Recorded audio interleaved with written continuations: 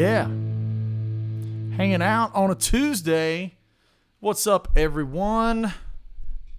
Hello, music lovers. I'm back.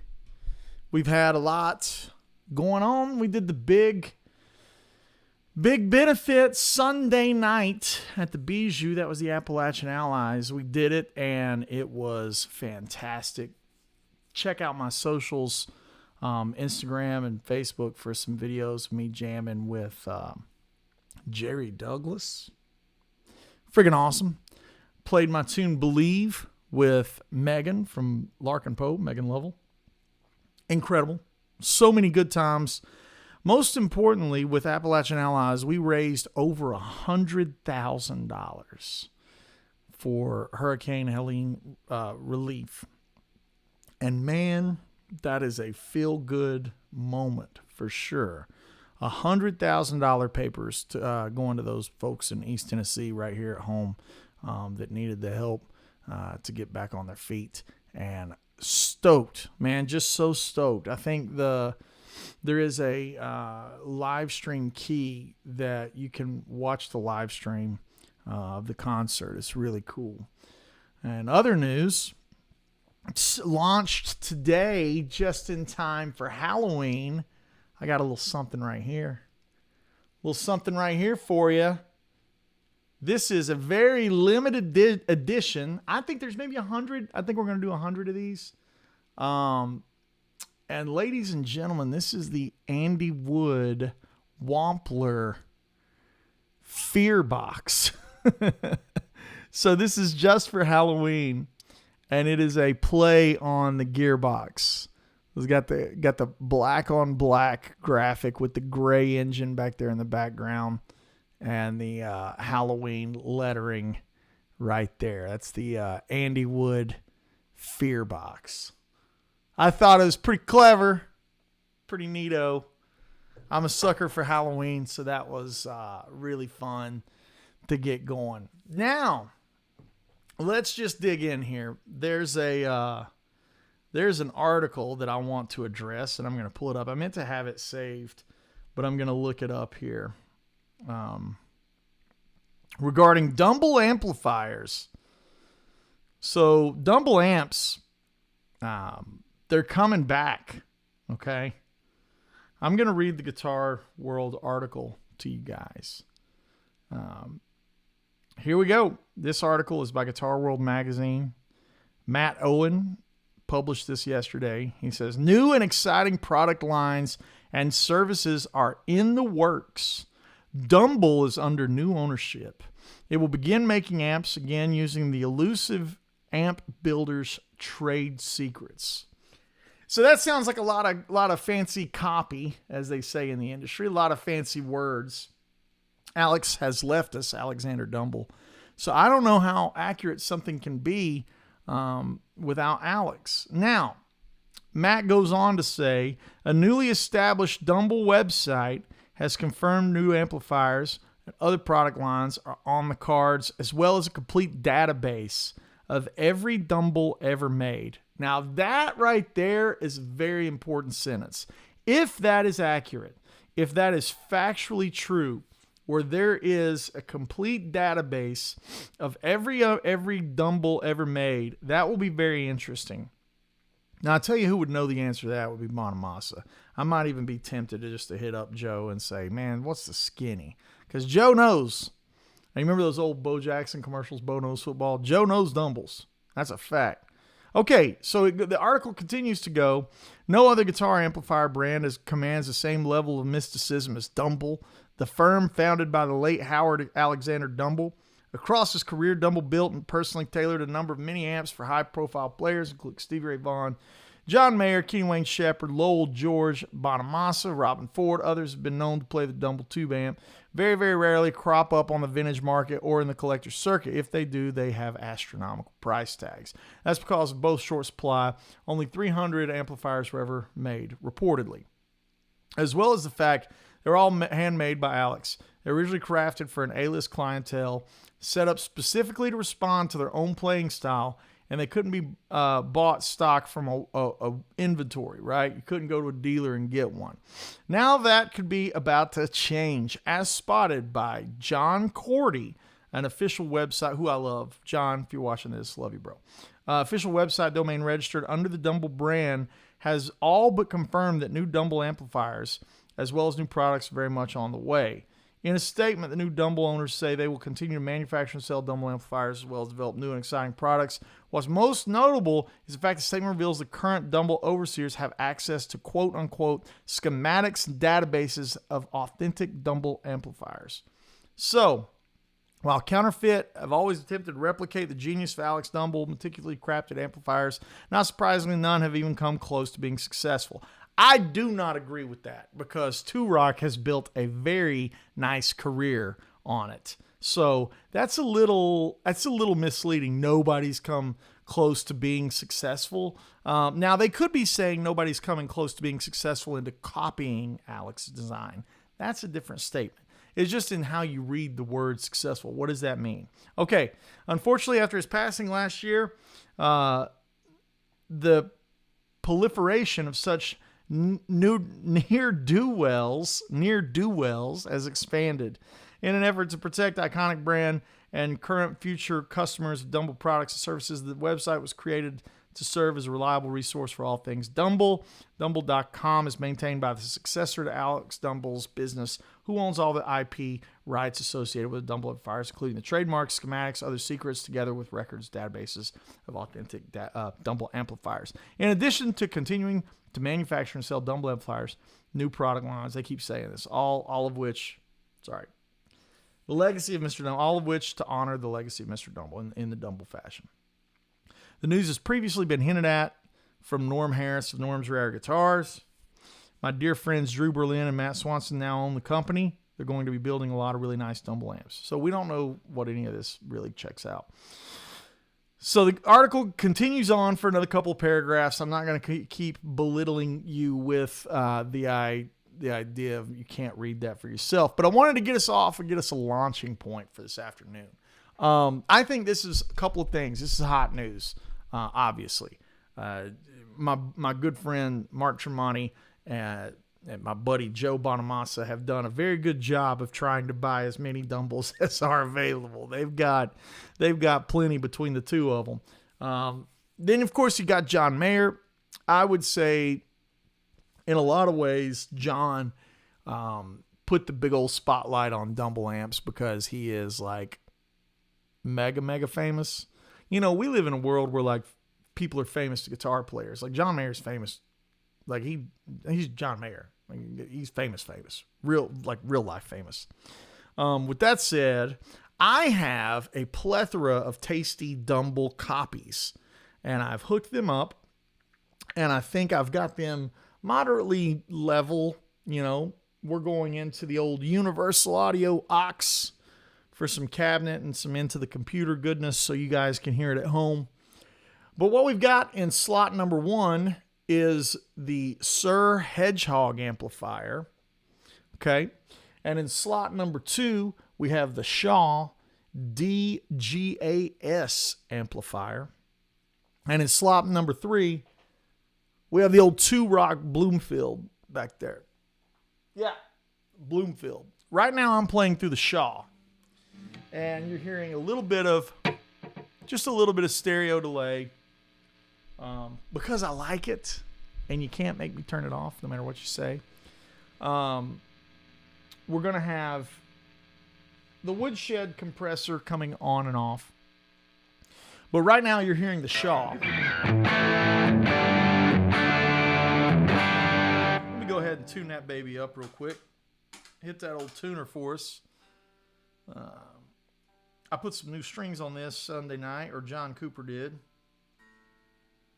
Had a good time doing that picking, raising some money. Okay, here we go. That'll do it. That's a nice sounding amplifier right there. That's the Shaw. Here comes the Shaw with no Woodshed compressor. Next, what you're going to hear is no compressor. This is just amp. Everything you hear is just amp.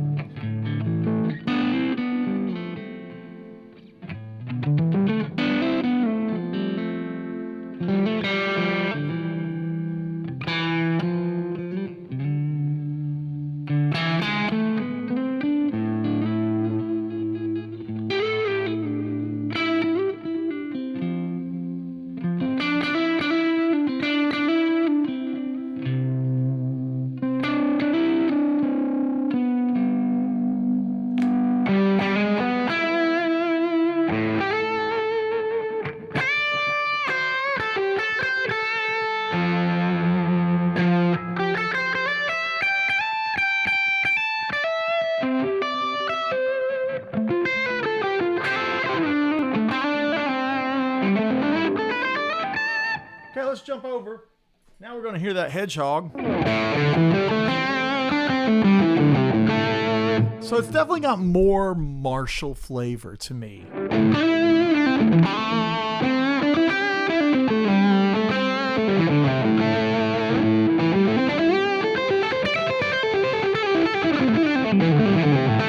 It's got the most gain out of them, right? It's really nice.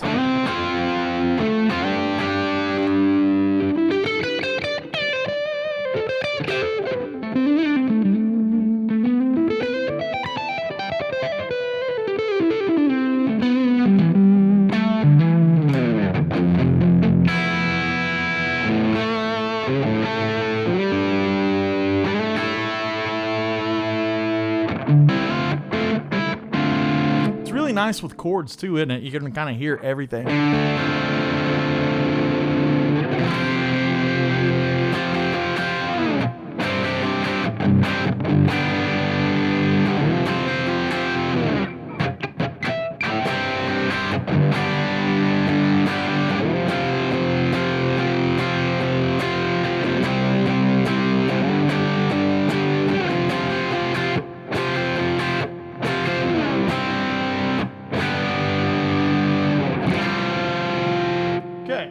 Go back to the Shaw, same set of chords.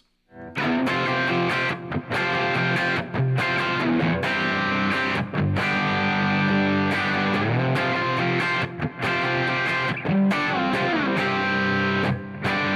feel like this is nice right here. I think these two amps actually would really mix well together if you were to be double tracking. They both seem to like the Sir has this like bloom to and like a little bit of a scoop in the middle, and the Shaw has a lot more poke. Here's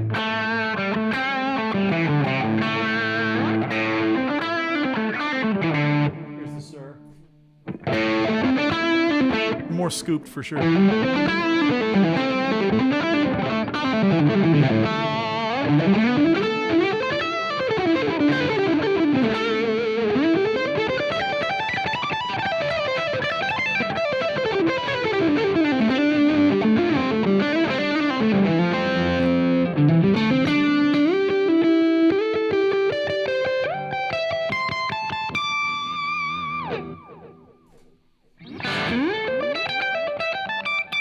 The Shaw's a lot more polite.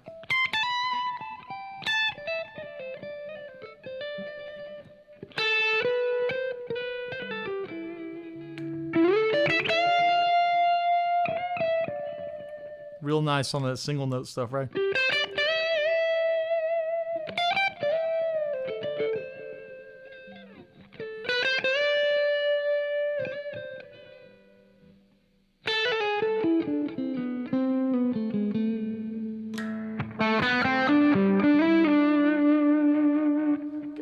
Let's jump over. Now we're going to hear the Bloomfield, the 2-rock. It's a lot of mids in that Bloomfield.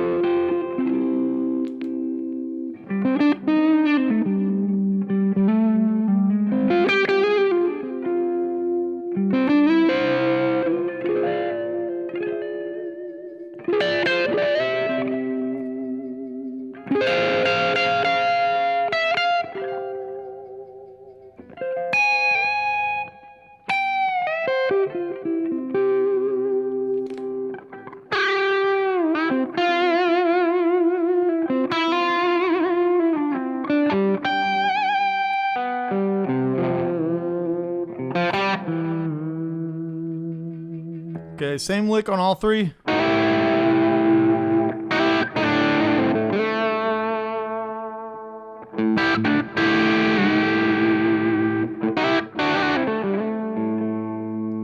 Here's the Shaw.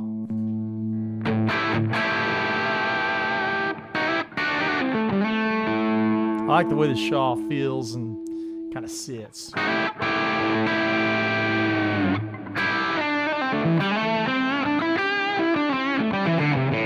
The Shaw's the chewiest of them.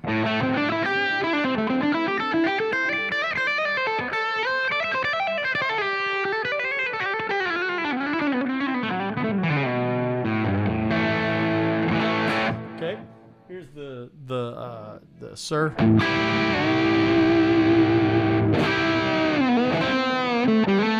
Definitely, I can tell John's thumbprint.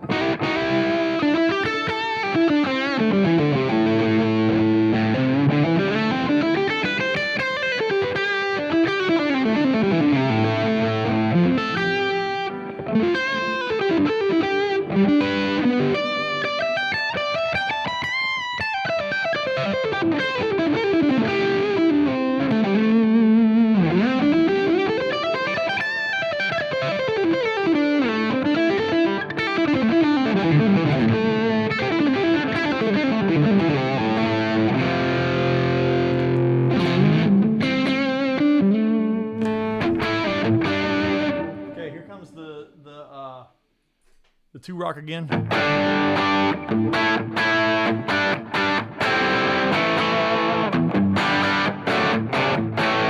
It's got a bark to it that's nice. The two rock's really nice for the Strat thing.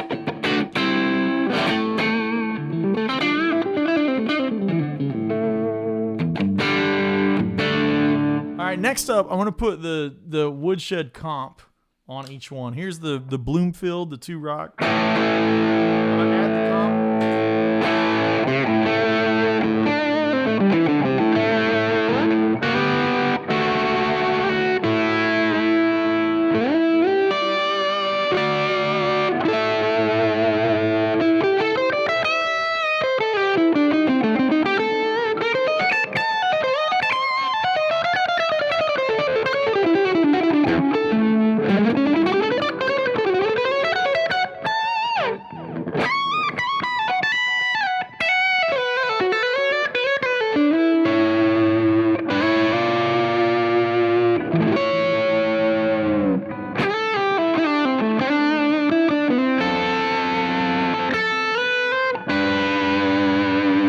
Now we're going to jump to the Shaw with the compressor. I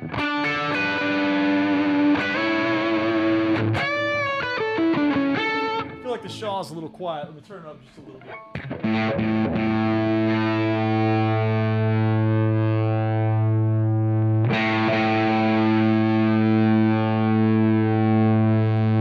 Yeah, that's a little better right there.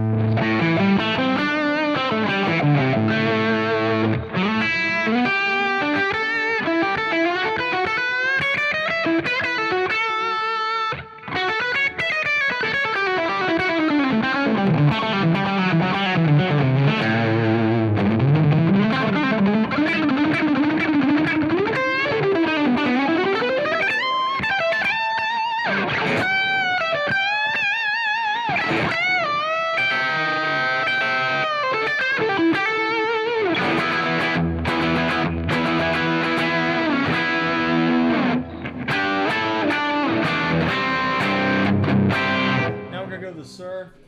The Sir is such a rock amp.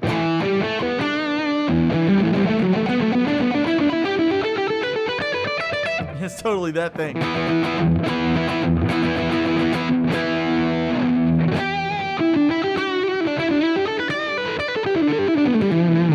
Okay, let's go back to the Bloomfield. Yeah. The Bloomfield sounds like a Dumble in my ear, like what I think a Dumble sounds like.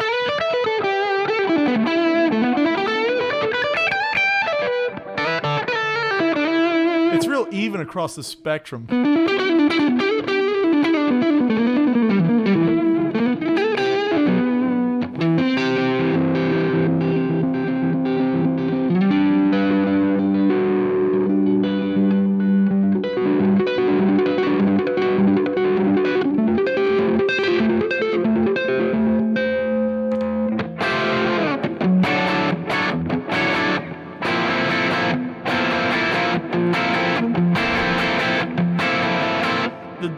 The two rock is nice. I like it.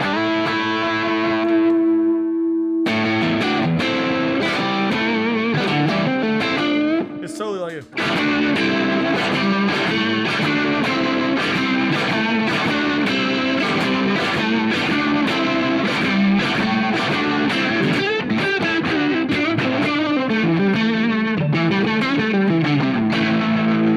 want me to try it with the Strat? Cool. Yeah, I can do that.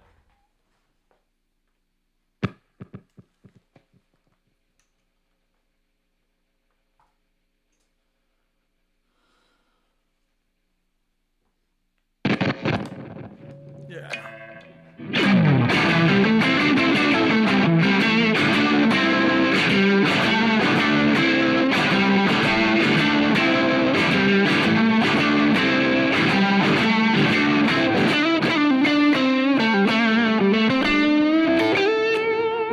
Right?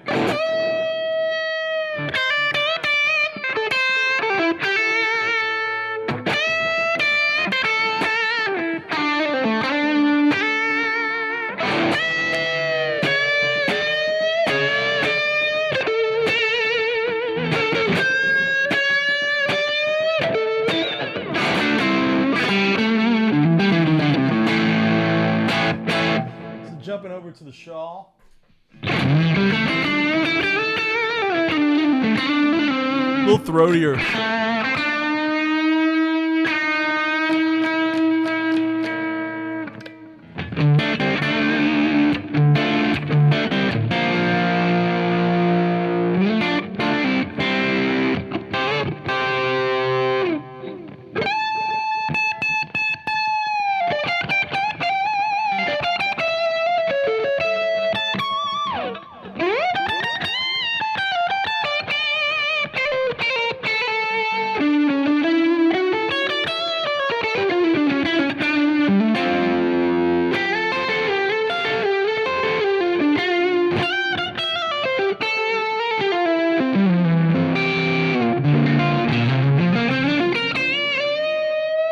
One more time.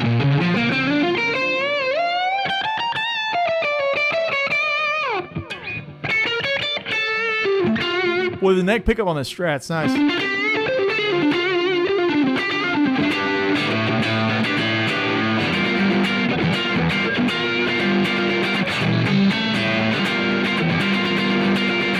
Yeah, that's badass right there. Okay, let's go to the, this is the Sir. Yeah, it's so velvety, right?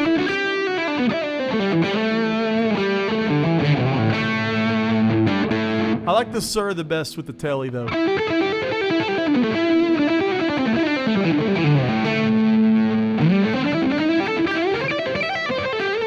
The Sir's the shreddiest.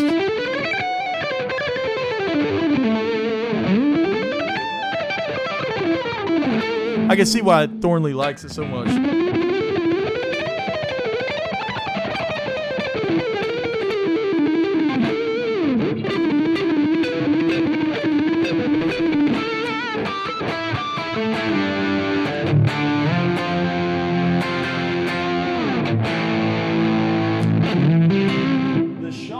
The Shaw is the best with the Strat.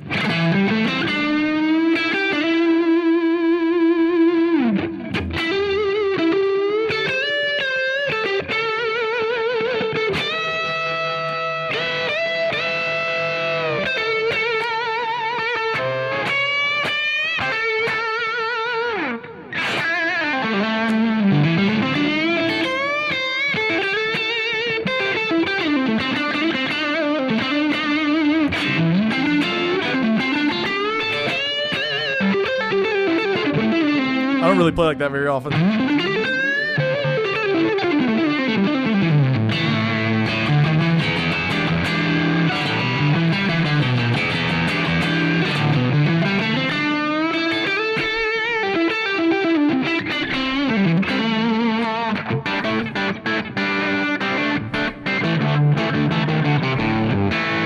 Okay, here comes the 2-rock again. It's a little more forward in the mids.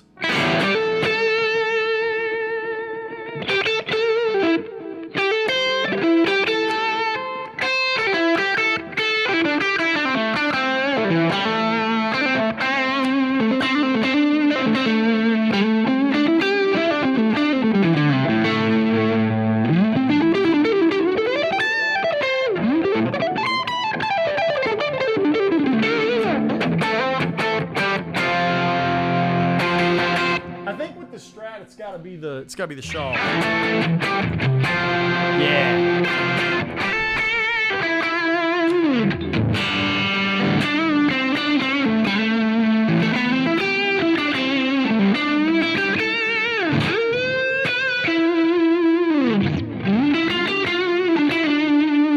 Let's kick on some Overdrive. So now we're going to use the bell, which is like Wampler's Nobles. It's kind of like a Nobles. Here's without it. It's with it.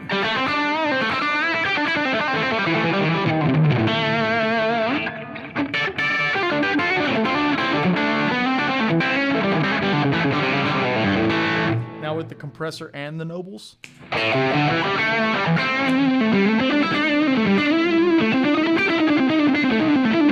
I like that.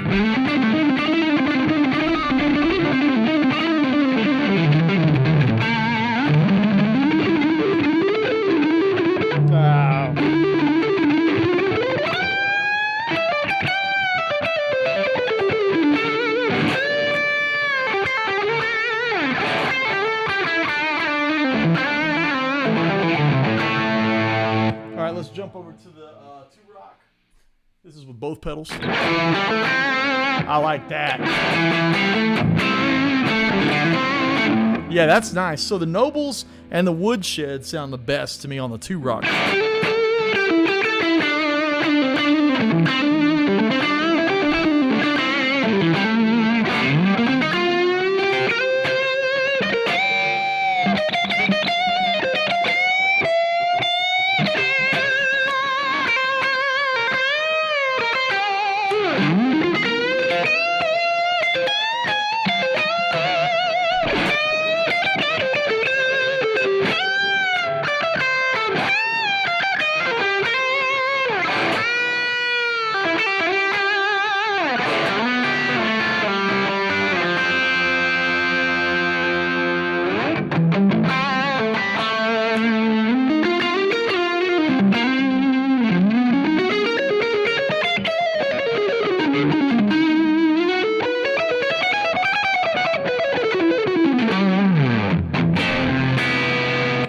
Yeah, man, that's really killer.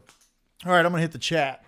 Let's see what you guys are saying over here today on a Tuesday. Again, hot news. If you're interested, limited to 100 units, Halloween only, the Andy Wood Fear Box, which I think is awesome. It's like Gearbox, but it's Fear Box. Be afraid. Folks, be afraid. Okay, here we go. Let's just jump back in here and see who all's hanging out with us today. We've got Marty. Marty is saying, have you ever played the Grammatico GS? It's the Robin Ford Dumble. That Line 6 model for the Helix. I've not played the Grammatico. I have not. Hello, my friend Alvin Dunford, way out there in New Zealand.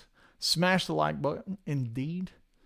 So, HP McGee's World of Stuff. I love that. He says, I bought a Dumble-Drive pedal from Amazon for $35 papers. I don't hate it. I'm on a budget. Anyways, I really like it, especially when pushing it with a boost and rolling the guitar volume back for glass clean. I mean, that's the thing, right? Like, it's really meant for that.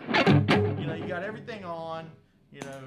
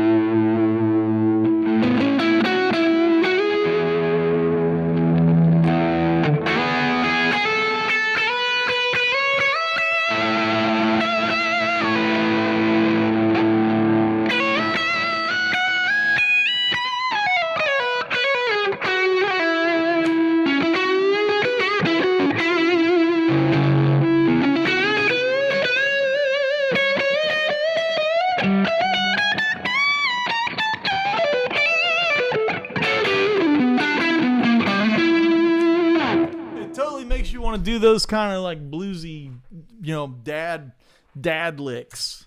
You want to get into those boomer licks real quick with it, right? It sounds really good for that. I think with the Strat, the Bloomfield, the 2-Rock is my favorite. I really like that with the 2 pedals. But if there's no pedals, I really like the Shaw. And for me, when I'm playing the Telly, I like the Hedgehog. So I guess we're just learning there's no one way to do it, right? You got to get all of them. Okay, here we go. Brennan says, if I were playing the Texas Blues thing, I'd be rocking the 2-Rock. Yeah, I think so too. The 2-Rock with the humbucker really nails the mids. Yeah, that's it. PM says the comp sounds too polished. I don't think so at all. I think it's on right now. Let me go back and forth with it on and off. Here's with it on. Sorry. Here's with it off.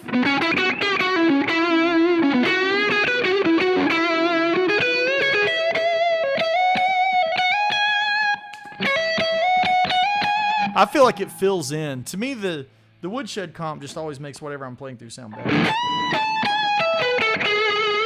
It's got that chirp. Here's without it. With it.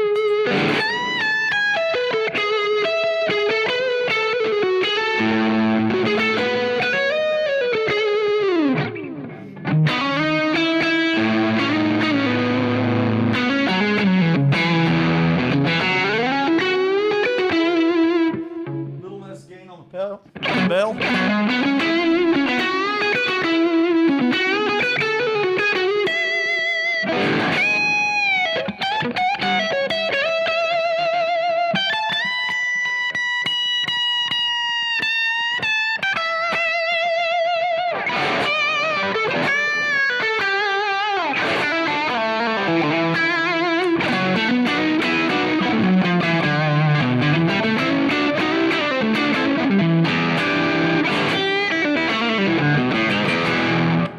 Yeah, to me, it's like maybe different ears, different strokes for different folks, but yeah, the comp makes it better to me. General THC says you can play it through a transistor radio and you sound great. I don't know if that's true, but I'll do it. I'll do my best. Brandon, this is what the Dumble's supposed to sound like with a Strat. Yeah, here's the thing, guys. Let's be real. Let's be real with each other. If you walk into a shop and you buy a Shaw DG, a Sir Hedgehog, or a 2-Rock Bloomfield, and you buy a good Strat or a good Strat copy, if you can't get it done with any of this stuff, it ain't the gear. And it's gonna hurt. I'm gonna hurt you to say this. If it gets into this, no, this one's better. That one, any combination here can get it done. You could do some serious blues work with any tool that we're using. It gets into that. This was a little darker. Oh, that was a little brighter. It's just different flavors of the same thing, but the tools here to do the job, it's just up to practice at that point. And if you're interested in practicing and getting better, check out my Patreon. Got hundreds of videos over there to improve picking in all different manners. I got hundreds of videos on the Patreon, as well as presets for digital gear, tablatures, lessons, weekly live masterclasses. Woo, all kinds of good stuff. My boy Greg Goldberg is in the house. He says, you killed it this week. Hide and Seek killed. Talking about jamming Jerry Douglas's signature tune, Hide and Seek, with him. It was magnificent. So Dustin says, thanks for the heads up on the Grammatico. I was wondering which amp, and it was modeled in the Helix. Lamar says the slice of red on the headstock is freaking fantastic. Actually, this, believe it or not, it doesn't look like it, but this is actually Mopar orange. So it looks a little red, maybe through YouTube, but it's actually orange. It's actually Mopar orange, which is really fun. I'm a big car guy, so a lot of my color choices tend to be automotive. Guitar John says, just got home from picking up my guitar on the good old refret. Can't wait to do some picking. Soundband says, hello to Portugal. Hello from Portugal. Nice sound, inspiring. Cheers. Cheers to Portugal. Thank you for being here. Guitar John says, you still play the Down From Up, Sir Modern? I do, but just in general, my musical necessities don't really require that kind of thing right now very often. I'll pull it out for, a Gary LaVox thing here or there, maybe the random session, but just in general, I found my thing in the signature tellies that we do. So, all right, here we go. Keith is saying, can you elaborate on the amp integration? Which amps that they chose? Okay, yeah, I don't know what you guys are talking about. Dustin says, how do you judge compressorness when the level gain is being boosted? To quote Tim Pierce, everything sounds better when it's louder by comparison. I don't know really how I would describe it, because the compressor is not really, it's just taking all of the things that are details and artifacts within the note. Like if I just play one note with no pedals on,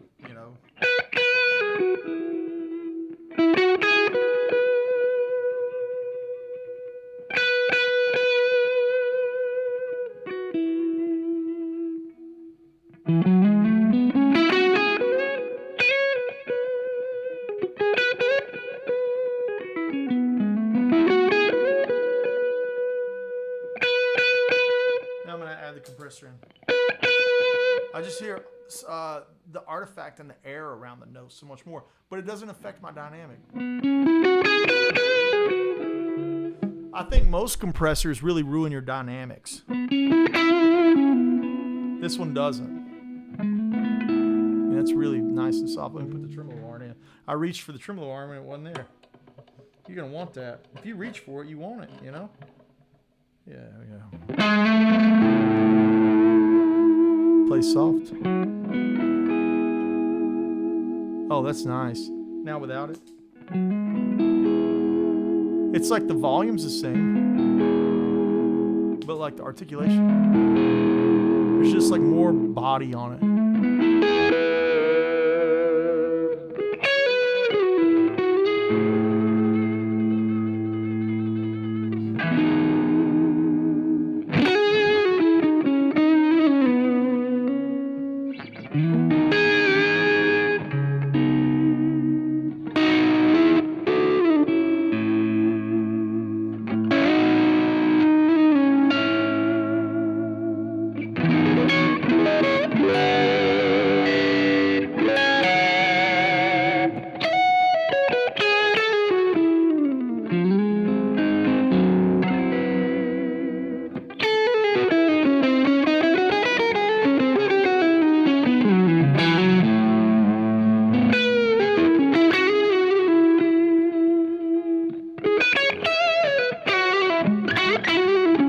It's that chirp that I can give.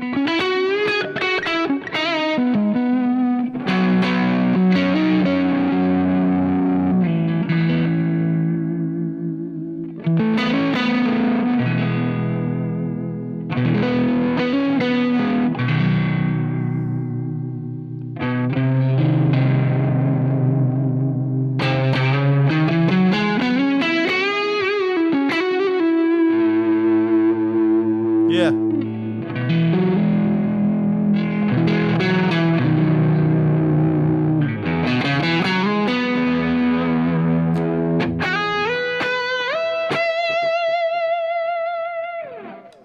Yeah, to me, it's the compressor just brings things forward. The Woodshed specifically brings things forward without losing what I'm creating. I don't feel like I'm losing my tone, Jeremy says, I'm glad you're having a good year. Your new record is amazing. You got to see Frampton Satch and others. The EVH show. I called up on stage, Jelly Roll. Yeah. So, I'll tell you that story real quick. My friends, Jack Fowler and Casey and Roosevelt, my man Rose, were all playing. They're the boys that play with Jelly Roll. And I actually played with Jelly Roll at the Opry one night. And those boys playing with Jelly Roll, they did a gig in Idaho, and we had direct support, playing on the same bill. And made friends with them, as one does. And so they were playing in Knoxville. I go over there. And Jelly's crew was like, we're going to play Rocky Top tonight. So a couple guys in the band didn't know it. So I was like, I'll help you chart it. They've got a bluegrass guy who's a really great utility player, really great player. His name's Joe. Joe was playing guitar and banjo and piano. And Joe knew it, obviously being a banjo grass guy. And so I was helping Rose like chart out whatever. So all of a sudden, one of the guys was like, hey, Wood, why don't you just play it? Get up there and just shred it.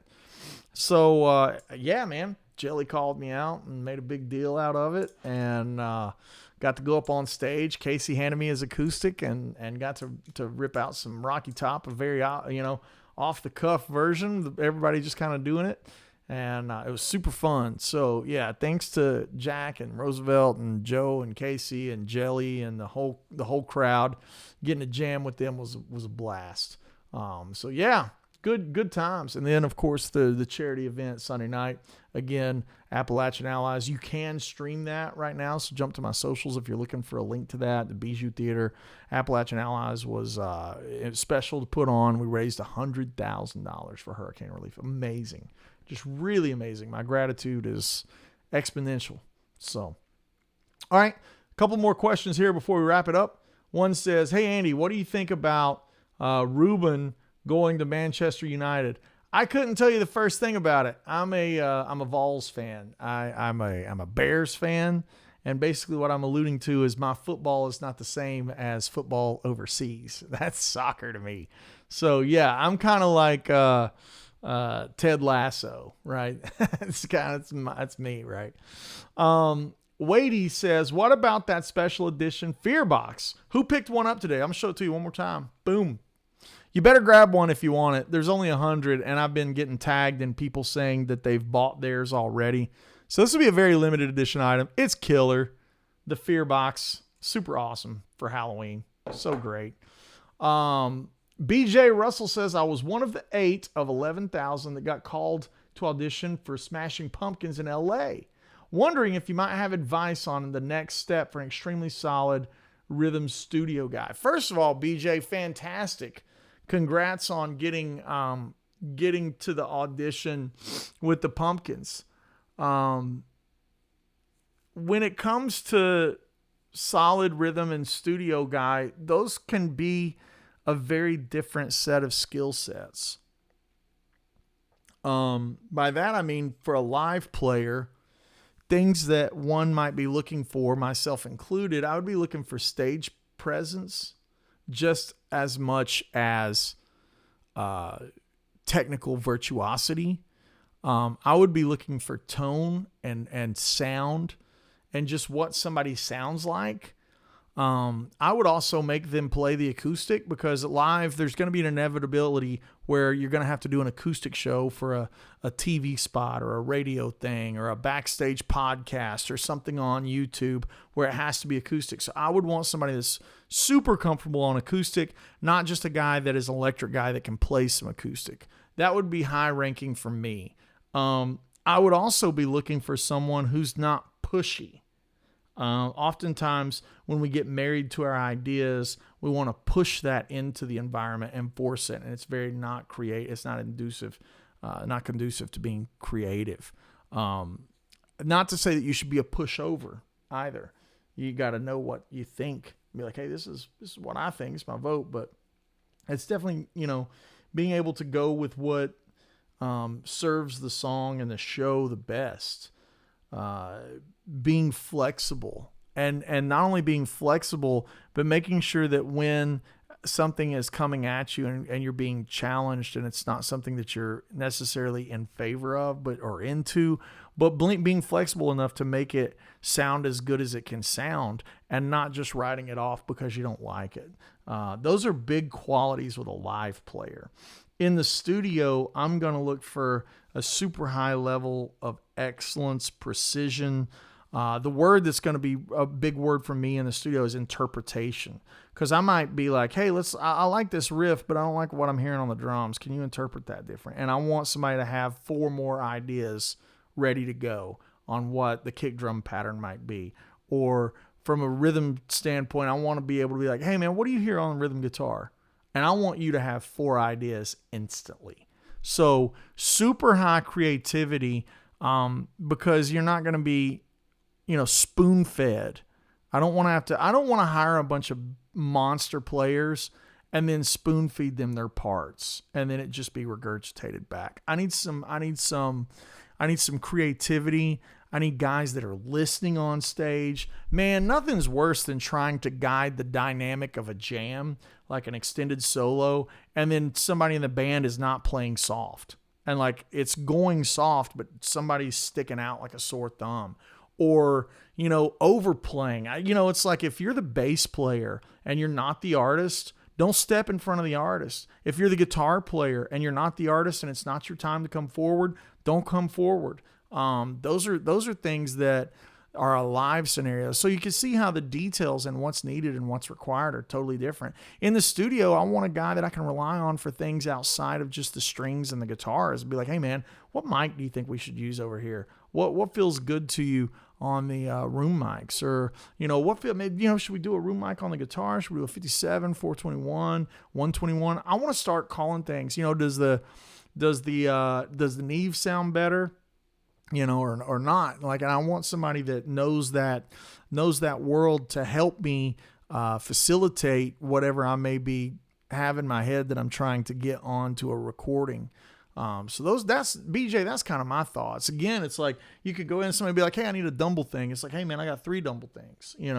Like what is it that's coming at you that you're hearing? What can I help you? What can I help you with? And that kind of eagerness to help create and to help someone's vision come to fruition. Not one that's pushing back on it. You need someone you just need creative forces that are there to serve the greater good of the music. I think that's it. Yeah, I know that's a really long-winded answer, but boy, that's what I think about that stuff. It's a sad day for sporting fans. Can you play My Way for Sinatra? Sporting fans sing that song in all home games. Dougal McCall says hello from Australia.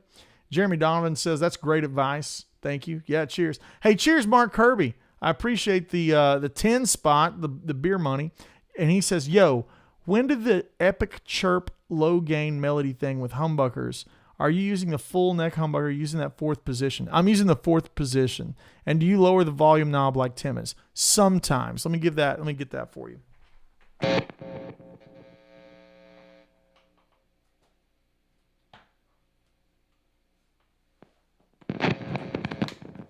So here comes the neck humbucker full tilt,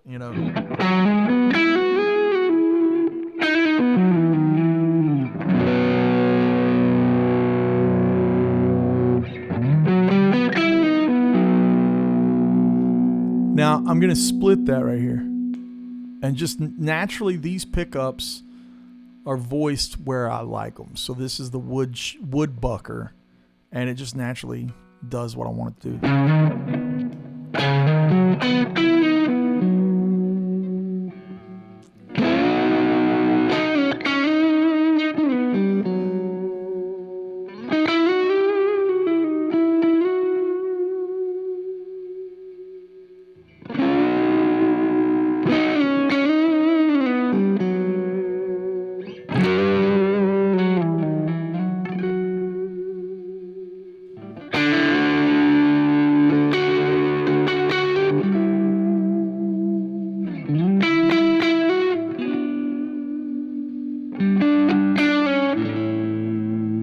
I might add the bell.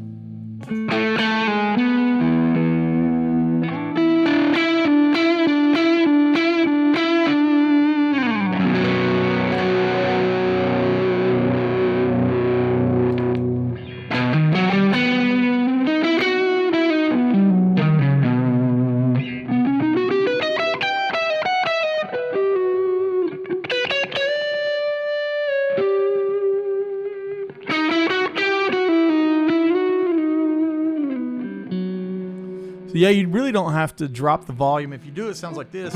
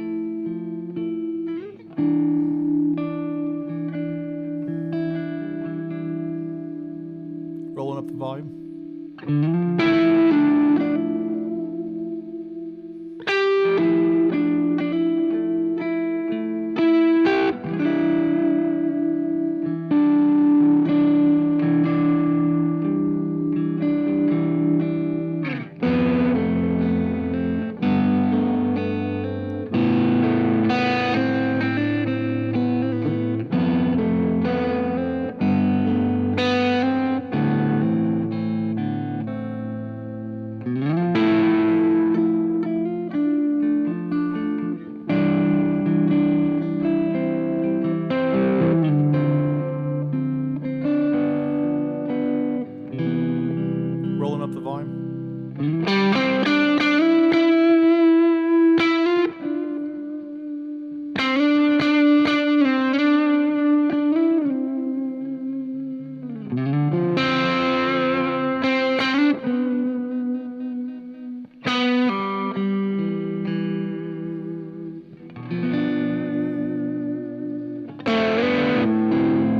I'm playing my song Cherry Blossoms.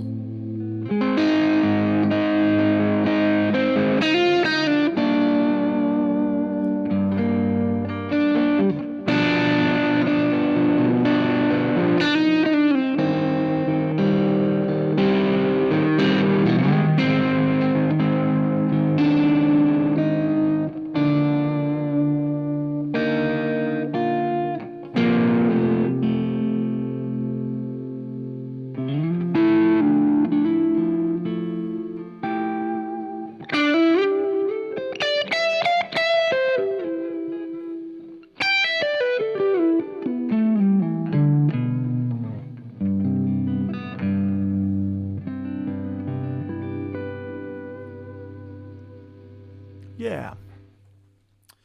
And that right there, folks, will do it for our little Dumble test. The Sir Hedgehog, the Shaw DGAS, and the Bloomfield from 2 Rock. All very, very good. Very, very good stuff. How different are the Woodbuckers from the Thornbuckers? These are A2 magnet. That's a big thing. So the Woodbuckers kind of have their own thing going on, and I like them. He says he has a set of Pete's on the Fender Meteora. They sound spectacular. I love the Thornbuckers. I think they're amazing. It's like the perfect PAF. So, yeah, there we go. That's how I split things. Again, that was just the only 2 pedals being used with Sir Woodshed compressor and the Wampler bell. Everyone have a great week. We will be doing our live masterclass on my Patreon tomorrow night. That's patreon.com/AndyWoodMusic. And stay tuned. We will be having our store going online live at AndyWoodMusic.com very soon. So we're going to have merch over there with some new t-shirts and hats and all kinds of goodies. So lots of things to be thankful for going into the Thanksgiving season. But before then, we've got Halloween. I'm excited about Halloween. I'm dressing up as Raiden from Mortal Kombat because I'm a dork. And Raiden is the god of lightning, and he has a sick hat, so I like that. Here is my Halloween treat for you guys. The Fear Box limited edition. I think there's only 100 of these being made. If you want one, you better order it because people tagging me in them now saying they've ordered them already, which means we have less than 100. I don't know what the math is, but the maths. So, yeah, happy Halloween, everyone. Be blessed. We'll see you guys real soon.